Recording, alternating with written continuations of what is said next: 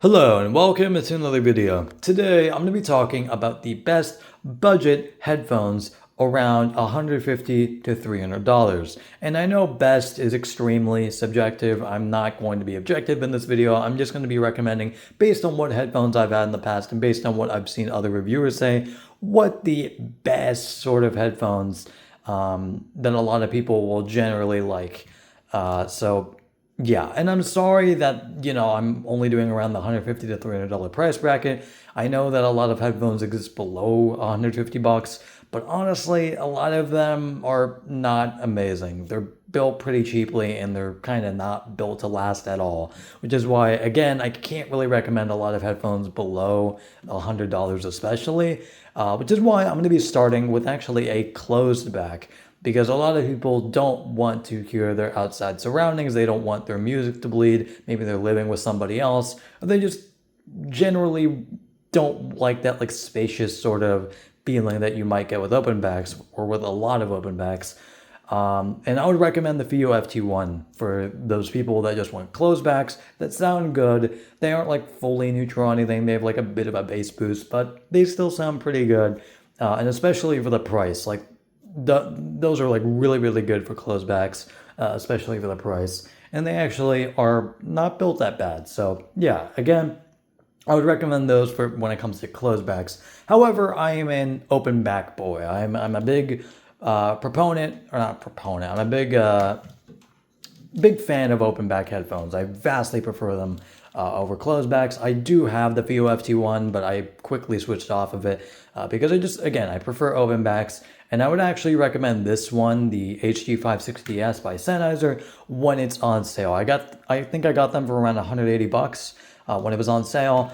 And yeah, I think that's a pretty great price for these. They are a bit bright in the treble, so if you aren't used to that, or you don't like super bright treble, I mean, these aren't like super bright. They aren't like full-blown like sibling territory, but they are decently bright, so just be warned. And they are like very neutral. Like I'm talking almost dead neutral, but sort of bright leaning.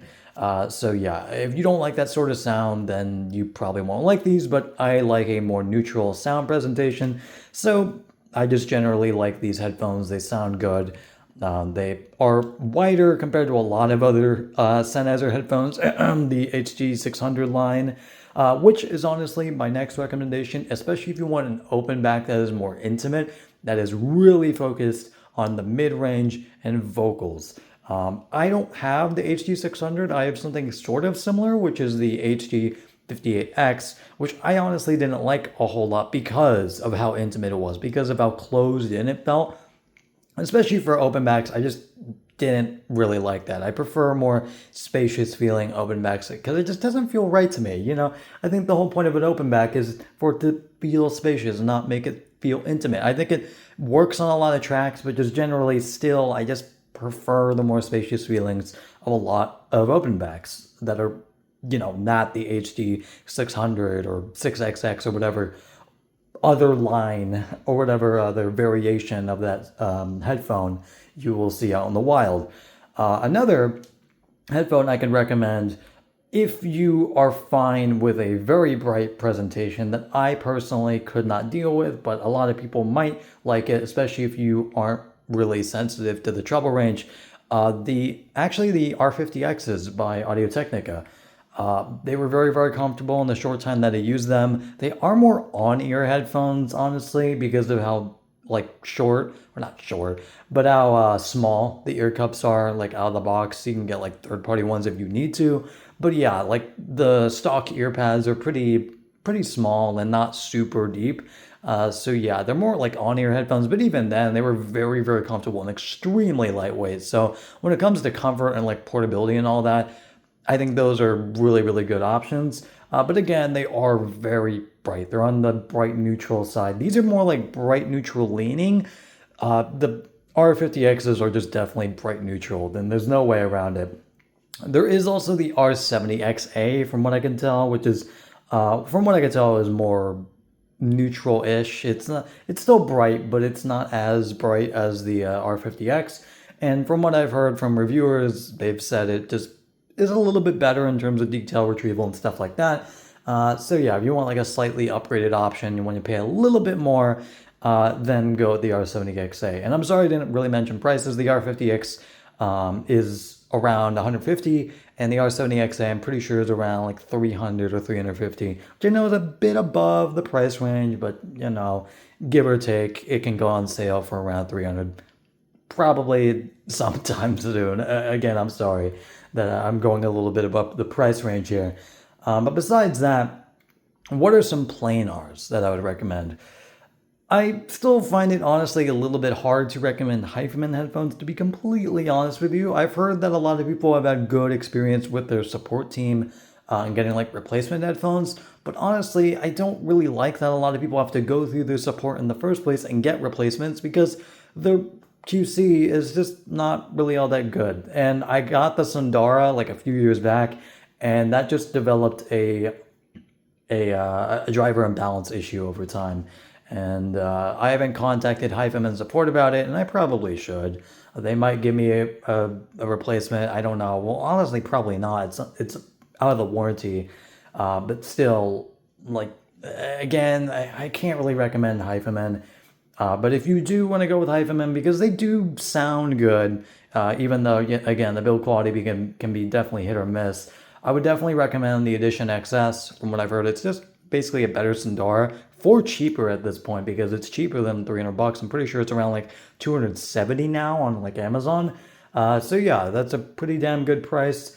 If you don't like the form factor of the headphone, which makes sense, it's a pretty big headphone, then yeah, you could go with the Sundara as well. But from what I've heard, the Edition XS is just a better Sundara in almost every way.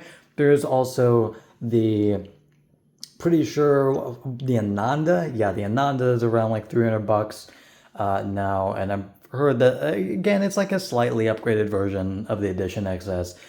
Either all three of those, it's kind of just give or take, just which one you prefer the form factor of, or which one you prefer, like the slight differences in sound. Although do be prepared for a bit of spiciness in the treble with HiFiMAN headphones as well, because they're kind of known to have that. But if you want a slightly darker presentation, you don't want like as much treble, and you want a little bit more bass texture, then I can honestly recommend, from reviews at least, the FT1 Pro by FiiO. Again, they popped up again. But also the Aoon AR5000. I have the Aoon AR5000. I made a first impressions video on it, and I still really like them. They are my daily drivers at my home setup. Of course, this isn't my home setup, but they are my daily drivers at my home setup, and they sound good. They're really, really good planar magnetics.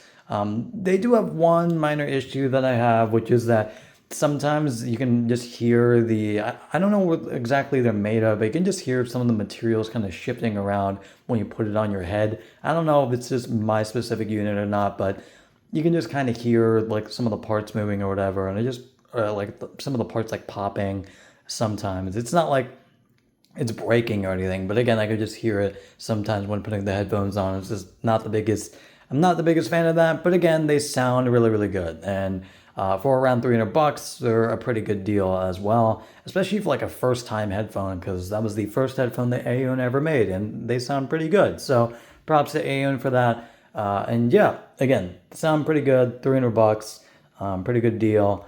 If you want a slightly darker headphone that's not as bright as HiFiMAN headphones, that focuses a bit more on the warm, like bass textures in the frequency response.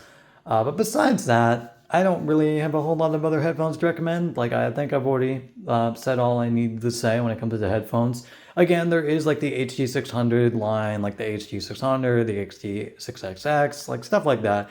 If you want a more intimate, more mid-centric presentation, and you want like full-blown intimacy, you don't care about like how spacious stuff feels. But again, if you do want that sort of open feeling that you get with a lot of open backs, then I can't really recommend the HG600. As good as the frequency response looks, and as much as I did like the HG58X for the short time I was using it, again, I couldn't really get around that sort of like intimate feeling that it just felt kind of claustrophobic, especially for an open back for me personally.